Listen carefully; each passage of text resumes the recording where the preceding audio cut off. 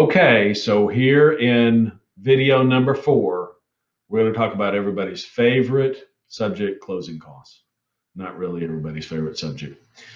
So we're going to try to define for you what it takes to close a mortgage loan. And closing costs from my side of things on the mortgage side consist of all of the fees that are necessary to process a loan through the system, to get all of the necessary reports in place, and also to take care of the technical and legal parts of making sure that the property transfers to your name in a legal way that assures everything's done and those legal details are covered.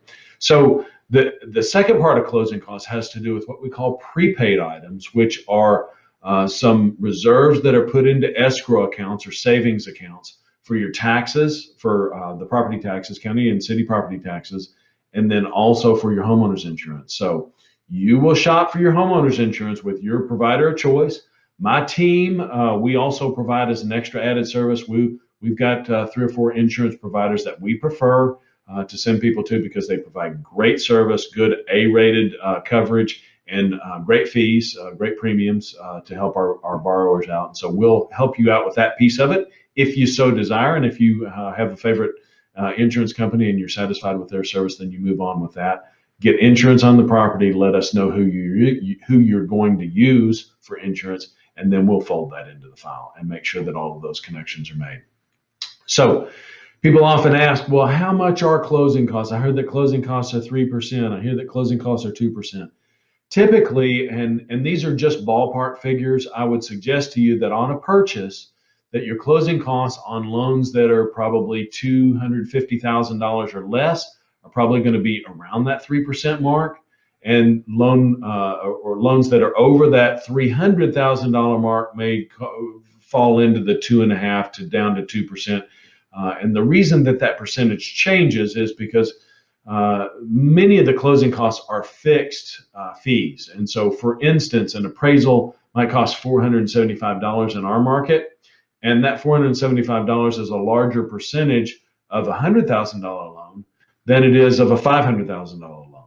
So you see, as you move up in loan amount, the percentages go down because a lot of those costs are fixed. So I hope that makes sense to you. The other thing that we run into is, especially geographically speaking, is that different closing costs are paid by different people. In the Middle Tennessee area, it's usual and customary for the seller to pay the buyer's title insurance, which is one of the largest single fees in the transaction. So that may not apply in Knoxville or Chattanooga, but it certainly applies in Middle Tennessee on all deals or most deals except for new construction. So there's lots of kind of little nuances, and a good loan officer is going to talk to you about how all of that plays out and the specifics as they play into your loan. So these closing costs are fees that are due on top of the required minimum down payment that you bring to the closing table, unless you negotiate for somebody else to pay them on your behalf. So that's a little bit rare in a seller's market like we have. So a seller's market means that the sellers are kind of in control of the transaction in large part because inventory is very low and there's a multitude of buyers for every house that comes on the market. So the seller kind of names their own price and they're a little bit more in control with multiple offers to choose from. If you're asking for the seller to pay $5,000 of closing costs on your deal and the next person isn't and they're offering the same amount, guess who wins the offer? So you got to keep that in mind. If you want the strongest offer in a market like this that is very competitive with low inventory, you want to try to get your own closing costs in order to make sure that you're able to bring those to closing. So I have a lot of creative ways that I talk to people about how to get their closing costs and down payment. There's a number of different avenues that are available outside of your own personal savings. So that's one of those discussions that we have as well. So at the end of the game, all of that, the closing costs and the down payment will come in and balance out. We'll get any credits due to you. Most of the time, we also ask that you pay for the appraisal up front. So that's one of those fees. That's the only fee actually that we collect at the front end of the transaction. And that is when you're under contract. It's not an application or pre-approval. It's only when you go under contract that we collect that fee. So I hope that helps to explain some of the nuances about closing costs. One more thing. you as a buyer of real estate will typically not pay a real estate agent commission.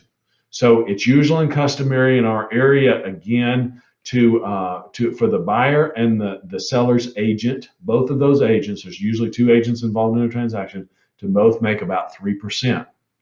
So that those fees, those commissions to the real estate agent are typically paid by the seller.